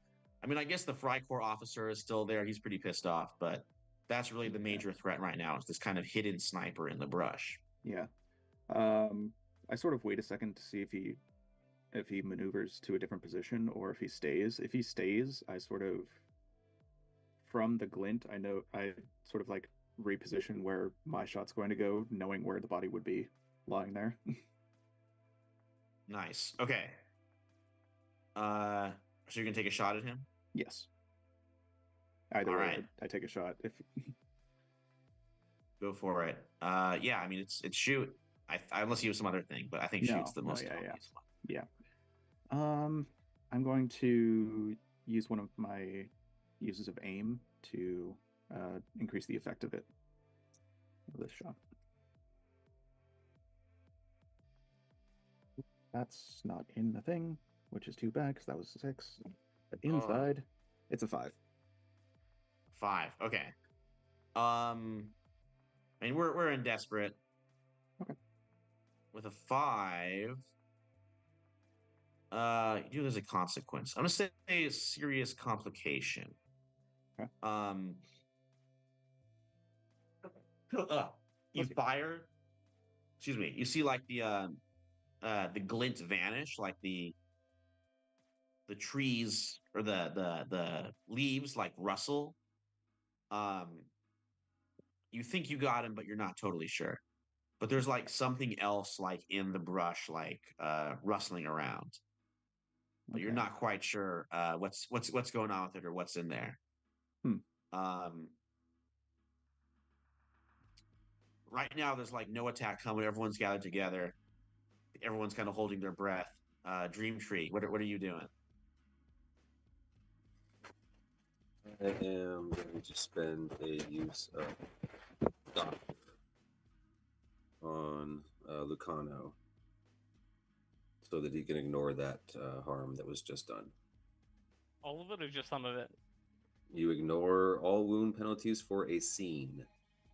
Okay, so I don't heal, but I don't take my minus die for being level 2 wounded. Very handy. All right, Dream Tree. Yeah, you rush over. How do you like give aid to Lucano? I would say with the shot, because the sniper had such like time to set it up, I'm gonna say it passed right through. You're lucky. A quick wrap a bandage, pull as tight as possible. Tear it with my mouth, and then give you a quick little vial of like a little pep Little bit of a painkiller, but more of a pet. Thanks, Dream Tree. No, as soon as she's done administering, I like push her into cover. There's a sniper. I don't think they're worried about medics right now. Got A it. good point. Got it. All right, Lucano, you and Dream Tree like are sort of huddled together, like kind of hiding amongst the grass, and then the leaves rustle some more, and something big like leaves them. Um, right now, like it's still the early evenings, the sun's out. You guys see this giant shadow flying, like zooming over the lawn, over the memorial. People start looking up and seeing what it is. It like blots out the sun and start like screaming in terror. And you guys look up from where you're huddling. You realize what it is, and like you feel the fear that every bug knows. You look up and you see there is an entire goldfinch in the sky above you. A cute little songbird that we as humans all love, but for a bug, this thing is pure terror. This like giant airborne leviathan of like feathers, talons, humongous razor sharp beak like the size of a cave that can snap a bug up in a matter of seconds. But this is different too. Like you see there's tons of silkworm strands, like silkworm ropes, like lashed around the songbird's wings, talons, like neck and head, that has like sort of lassoed and like controlled this bird. And uh up there on the top, like it's got a crew of like a bunch of other slaver ants, Sir Basil's like most trusted mercenaries are keeping it going. And like right there on the top, on the little baby bird, not on the little bird's little cute head, um, Sir Basil Rosemary Time is like he's not out in the open, like he's got a cupola around him, um, but he is like present on this bird. They weaponized the bird? I know. Buzz Petrie is like a weaponized bird. Does his evil have no end? What is the world coming to? When bugs can harness such terrorists for their own purposes, what hope do we have? I feel like this is the intro to fucking nuclear weapons right here. Yeah, it could be Bird. maybe a little early in bug history, but yeah, little early. birds, bird atomic weapons.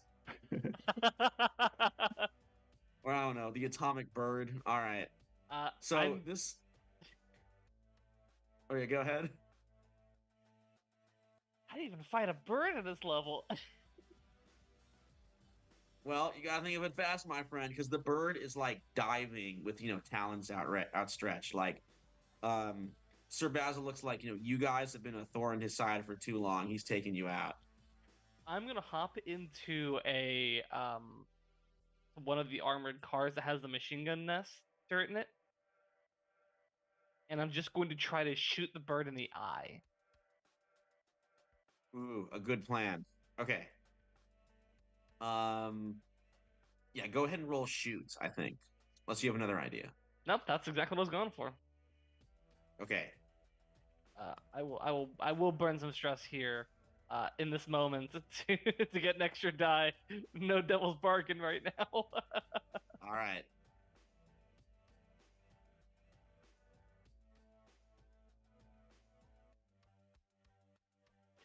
Three and 2 ones.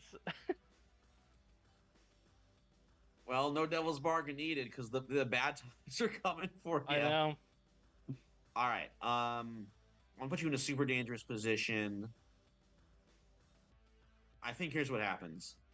The bug's talons like slam into this little armored car, pulling it off the bird. The bird's talons slam into the armored car, wrenching it off the ground.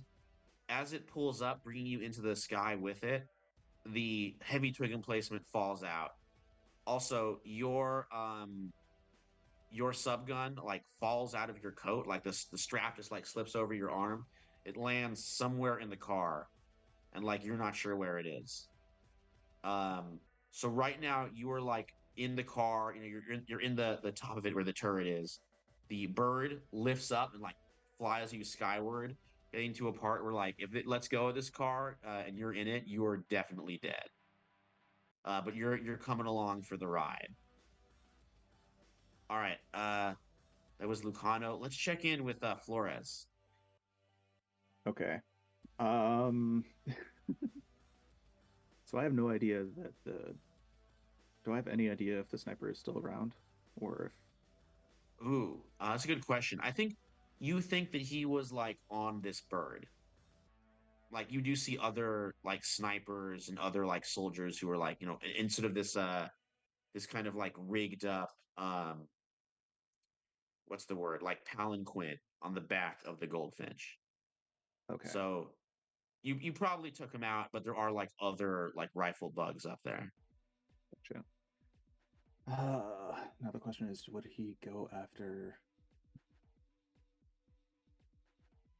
I feel like he wants to get that final shot off, but would now be the time to do that. Take care of our enemy for good right off the bat would probably be a good idea. It could be. Yeah, I mean, Lucano is in some desperate straits as well. So he is, yeah, but he's also gotten out of some desperate straits. He actually might actually be like in the perfect position to I'm where right he where needs to be. I'm right where I want it to be. I rolled Yeah. for the valley on Yeah. purpose. No, in yeah. the talons. Oh No, man, you're knowing not. I'm knowing not. Lucano, yeah, he's right where he wants to be. Whoa, I'm not flying here with you. You're flying here with me. Um, so yeah,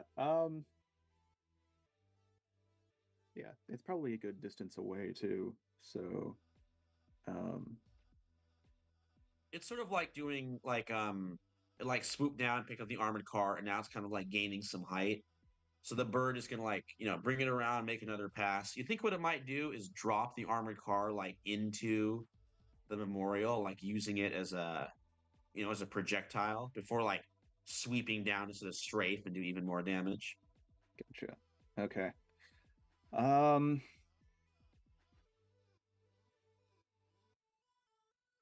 all right. Right now, I think I'm gonna see if I can hit the bird in the talon enough so that the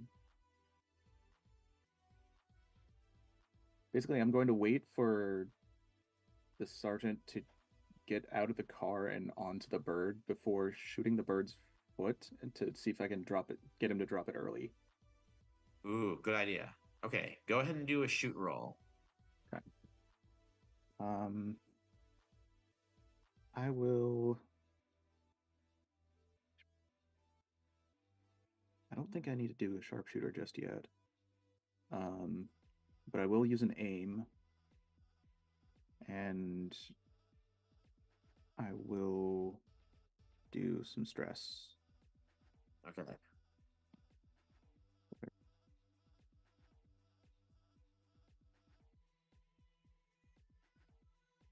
Oh, highest is a 5, but there was a bunch of twos in there.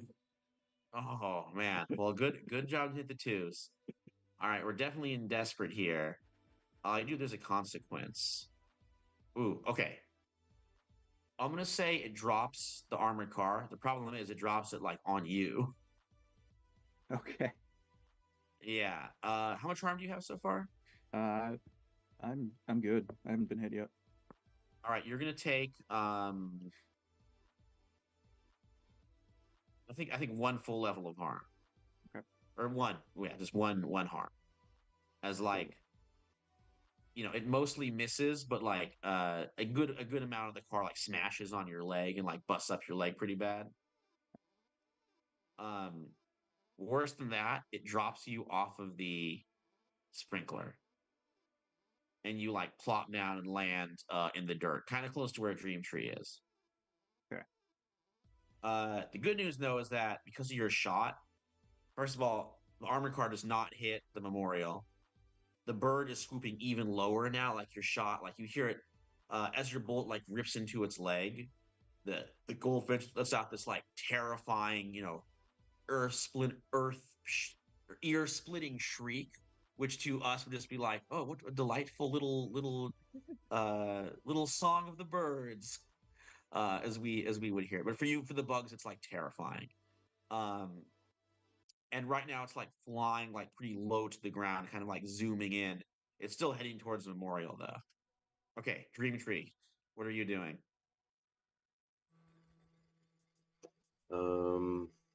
Let's see.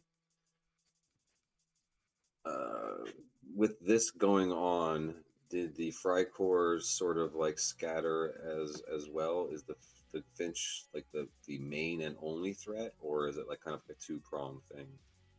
I would say thanks to Lucano's speech, the Frycore has like they've gone away. Like they're not gonna do the attack. So yeah, the Goldfinch is the only threat here. Okay. Then I will stand my ground by picking up a twig emplacement that is either dropped by Lucano or someone else. I'm going to grab the biggest gun I possibly can, something that seems like she just can't pick it up. And then I'm going to use a special ability that I picked up from Veteran. I'm going to use Anchor, and I'm going to fight as a small group, just me. Oh.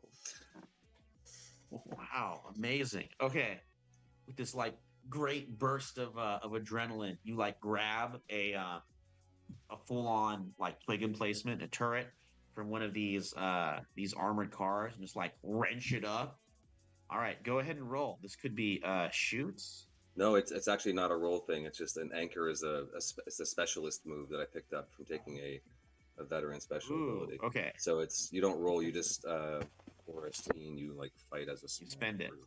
Hold on, it says I think that's from the heavy, isn't it? yeah, it's from the heavy. That's why I took it. I was like, this is gonna be so funny. Unlike most actions, it's not rolled, but its rating determines its use as permission. While on a mission, you may spend Anchor to use as a fight as a small group. This means you can face groups of lesser undead without loss of effect. Or hopefully, I can face this thing without too much of a loss of effect. Definitely. All right. I think it's going to be effective no matter what. Go ahead and give me a roll of some kind to see like how effective it is. Okay. So it could be shoot, wreck. What do you think here? I'll go wreck because I have 1 point in that versus shoot. Okay. I will. And you know what? I will do my last stress on it. So I get 2 dice. All right, there we go. 2 and 5. So 5. Very good. Okay. I mean that's really effective. I mean, I guess it's desperate. Well, okay. Here's that. You pick it up. What does it look like for this ladybug? This little ladybug wielding like a humongous machine gun. The adrenaline kicks in, and she's just like she looks for the biggest gun possible, and she's just like, "Not again, not today." And just like heaves it up. Legs are shaking. She racks it, and then just like puts it into her hip and pulls the trigger. All the way up. Oh man, it is just like that one, crazy machine gun from Predator. Yeah, basically, it's like him picking up the Gatling gun and just like he's so mad. Yes. Yeah, but like with a little ladybug doing it. Yep. A little old ladybug, and you just like unload a wall of splinters into the underside of the finch. The splinters like just rip into like the downy feathers of the bird into its like belly. The finch shrieks again and starts like going lower and lower and kind of like smashes into the ground, like the talons just driving furrows into the dirt, smashing its way through the grass, and then it kind of comes to a halt. So it's sort of crashed. It's like grounded. It looks like the bird's trying to like wave its wings. You can hear Sir Basil shouting commands to his crew like, "Get us back in the air, hurry!" But for the moment, it is on the ground. All right, Lucano. It's on the ground currently, correct? Yeah, and you're on the bird too. The silken strands that hold the palanquin on. Could I start ripping? Can I start tearing through the silk? Definitely. Using your mandibles? Yes. I'm trying to get it so that when this bird takes off, the palanquin just slides. No, it doesn't have to slide all the way up, but enough to like slide and toss them to the ground as it takes flight. Amazing. Okay. Go ahead and roll I think wreck. It's gonna be desperate for sure. Yeah. Yeah, roll wreck. I'm gonna keep on the stress train. Keep on the stress train.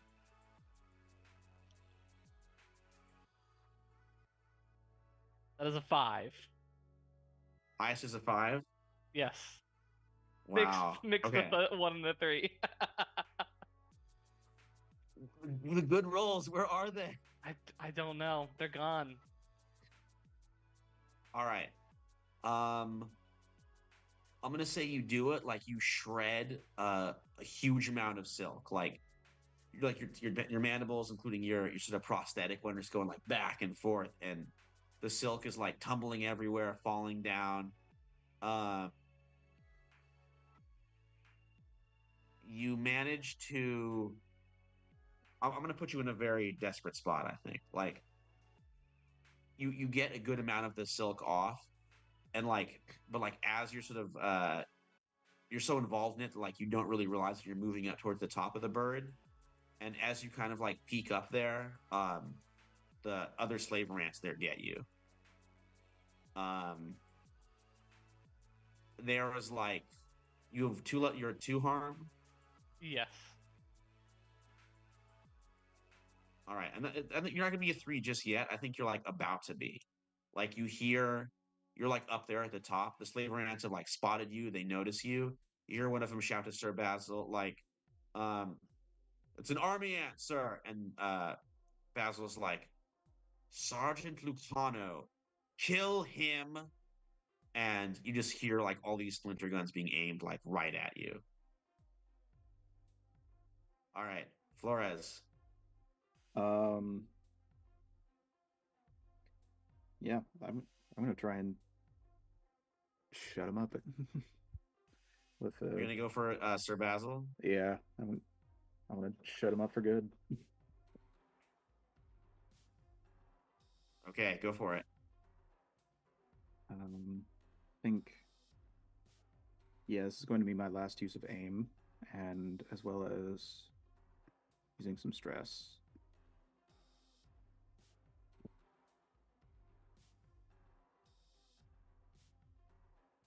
All right, a really terrible devil's bargain occurred to me, but I don't think we need it. Nope. Looks like Flores looking happy. What happened? Yep, crit. Oh, amazing. Okay, so Yep. what does it look like? Like Sir Basil is shouting commands, and then how do you take him out? I think it literally, as he's sort of shouting, all of a sudden there's just sort of like a splinter goes through his neck, and then a second one goes through his head. Oh, incredible. He's just like he's double headshotted. Yeah, he's giving commands. The slaver ants are closing in, and then like bam, bam. 2 splinters just like rip through his head. Sir Basil's like mandibles fall open. Bits of his brain matter, his insect guts like spill out onto his fancy suit he's wearing. So Lucano, you're not quite out of the woods yet. You're still in the back of a giant goldfinch. And there's still the slaver ants, which are now leaderless, are like, I guess we should still kill him probably. We'll see what Dream Tree does. But then Sir Basil's body, like he was on the head of the finch, he like topples down, and then falls over and lands in the grass, right in front of the finch. All right, Dream Tree, what do you do? I will. Very tight spot up there. I will feed the finch a grenade. Whoa, what? Okay. That Amazing. should All right. that should stop that. That should shut up the the other ants who are in an army because I just hopefully do this, but we'll see. I don't think there's any talking anymore. I really don't at this point. All right. I mean, I think this is wreck. So give me Okay. something else too if you can think of it. But No, Wreck's in I'll the roll most Rec. obvious. I made sure I put a point in that a long time ago because she does crazy stuff sometimes. Sometimes. I am out of stress though. I would like to take a devil's bargain on this if I possibly can. Oh man. Okay, Devil's Bargain.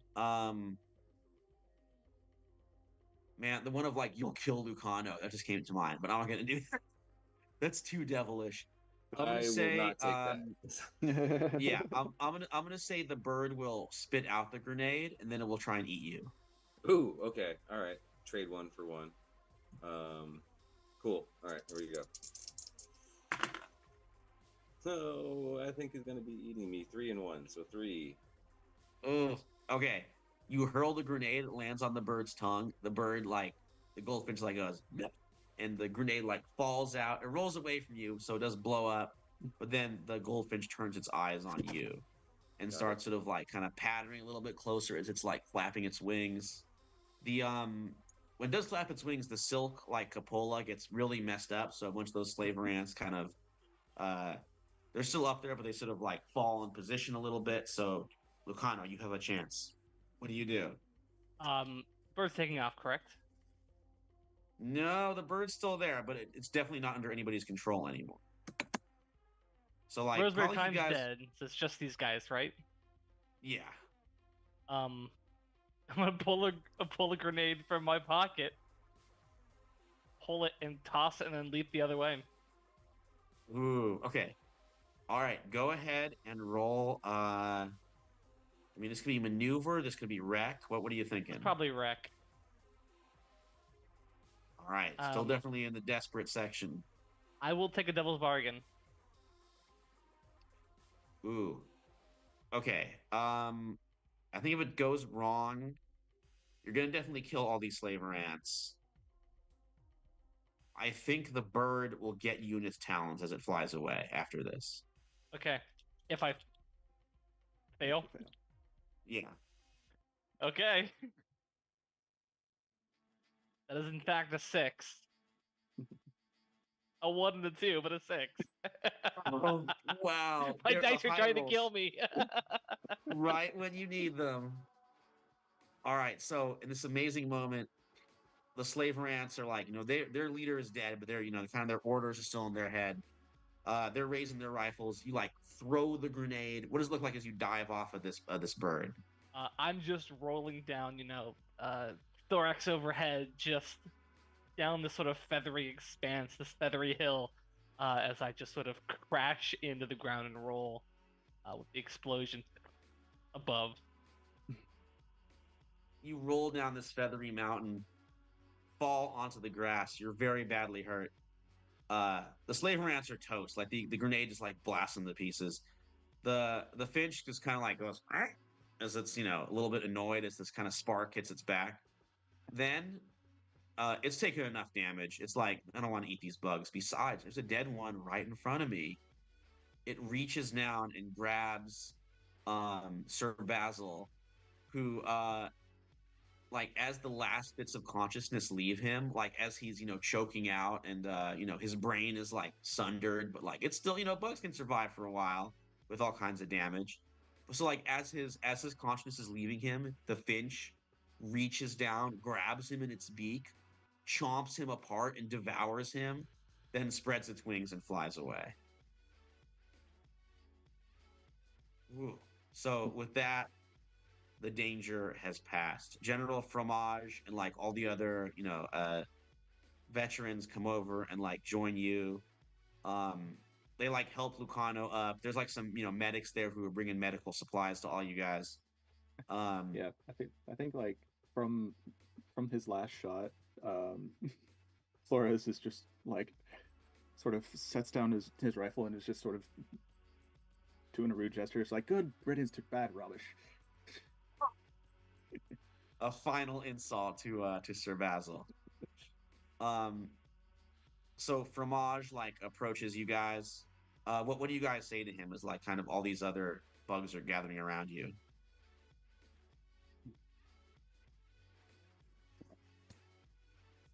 Love to do my part one last time. Whoa. Fromage like takes your hand. He's like, soldier, it is all right. You can lay down your arms. The battle is over. It's like, oh yeah, and like after he does that, I'm sort of like, oh, give me 1 second. I just, like pick up my rifle and just grab my knife and just carve one last thing. Carve a one last notch on it. Yep. Whoa. All right. So, and then Dream Tree, you do see like Anna, who is like kind of runs through the crowd, uh, and finds her way over to you, and she's like, Dream Tree, you made it. I'm still here. Very glad to see I you. Very glad to see you and everyone else that has made it. I knew you would. I knew you'd never stop being a hero. Yeah, as I look up to the sky, that Finch, like, yeah, I always was gonna make it. Mm-hmm. You got it right. You got it right. Whoa. So with that, that brings us to the very end of World War Bug. We might revisit this system in some way, or this world in the future in some way. But I want to know what happens to your characters. What kind of lives do they lead after this final battle? Like Dream Tree, we'll start with you. Do you think her and Flip Breeze Hop like they get together, and then like what happens to Dream Tree? With a little bit of luck and Flip not being so stubborn, yes, they get back together. Someone's always got to give a little something, right? And then I think with that, she makes sure that she is supporting and like in Anna's life as much as possible, and just like trying to help out with anyone else that would still be in need, because she wants to be supportive and helpful. You know what I mean? She doesn't want to feel like she's not anymore. She's going to be always in her, but she's happy to not ever see a rifle, grenade, whatever, unless it's like talked about more than like we got to pick it up and use it. So she definitely goes on like a campaign of like gun safety more than like anything else, and war deterrent. Yeah. She still has the bunks ready for Lucano and Flores whenever they feel like they need a rest. Oh, I love it. All right, what happens to Flores? Hmm.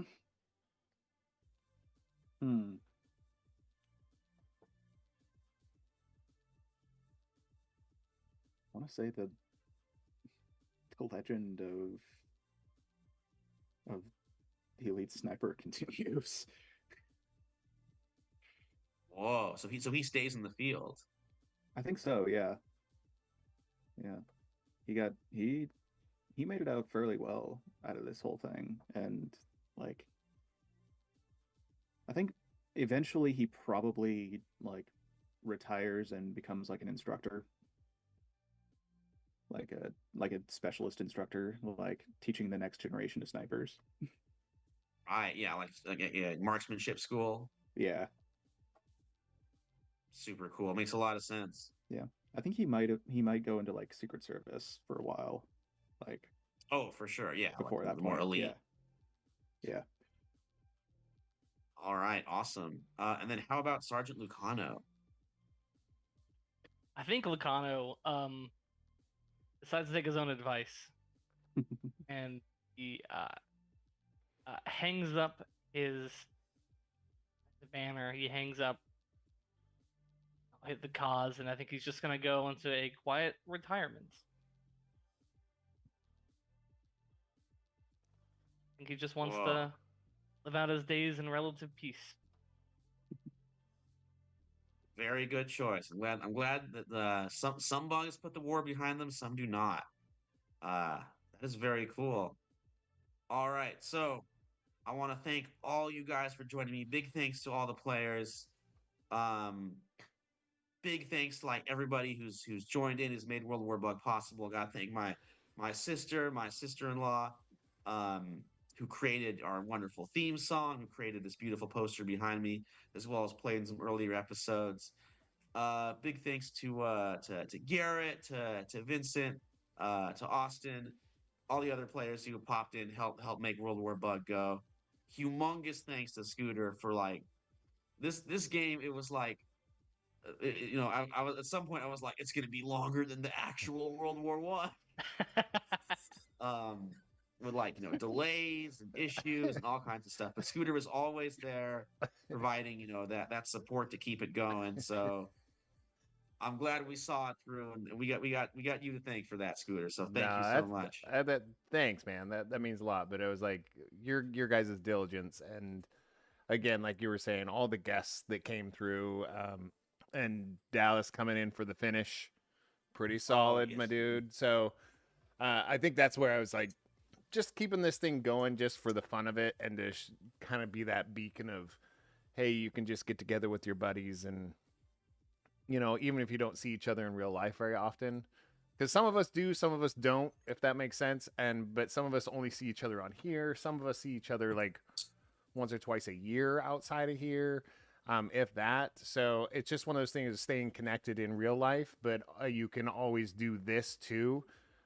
This is never going to be a replacement for sitting at a table with real people having real human interaction, but it can be a supplement, and I think it really can encourage people to get together. So I think it was really nice to see all the people that came through over these sessions. I mean, because I think it was 15 episodes now. I think it was, yeah, at least. 15. Yeah, 15 exactly.